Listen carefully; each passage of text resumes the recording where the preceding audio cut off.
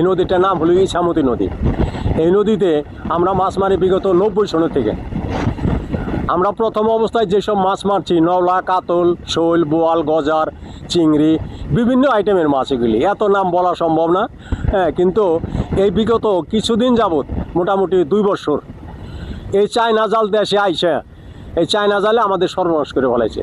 আমরা 1 ঘন্টা বেসাল বাইলে সারাদিনের কামাই হয়েছে আমাদের, কিন্তু এখন সারাদিনে বেসাল বাইলে 2 টাকার রুজি হয় না। আর কি কম, এই চায়না জাল বন্ধ করুক, কারেন্ট জাল বন্ধ করুক সরকার, তারপরে সব কিছুই সমাধান হবে। তাছাড়া এই জেলে সম্প্রদায় যারা আছে তাদেরও কোনো অস্তিত্ব থাকবে না। অনেক দিন যাবৎ বাবার সাথে চলতাম, আজ 50 বছর হলো। তার নদীতে তখন মাছ ছিল, এখন নদীতে মাছ নাই। আমার নাম ফটিকচন্দ্র হালদার। আমি এখন মনে করেন এই মইজাল বাইস করি, এখান মনে করেন 200 টাকাও রোজগার করতে পারি না। মাছ এখন বর্তমানে খুবই অভাব। এখন মুরব্বী তারা চলে গেছে, আমরা এখন জাল বাই, তা মনে করেন এই চায়না জালের জন্য আমরা এখন বর্তমানে কোনো কিছুই করতে পারি না। এখানে 5-7 বছর ধরে বেসাল ভাই, মানে 7 বছর ধরে ভাই।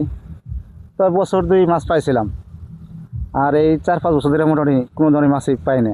কারণ এই চায়না জাল বাড়িয়ে, কারেন্ট জাল বাড়িয়ে এরা ছোটো বড়ো সব ধরনের মাছই মনে করেন যে মেরে হলায় বেসালা ঠোকন থেকে। বেসালাটা উঠবো যে মাছটা আসবো কোন থেকে, ছোটো কিনা মেরে হেলে দিতেছে, ডিম ছাড়ার সুযোগ দিতেছে না, আগেই তারা মেরে হেলে দিতেছে।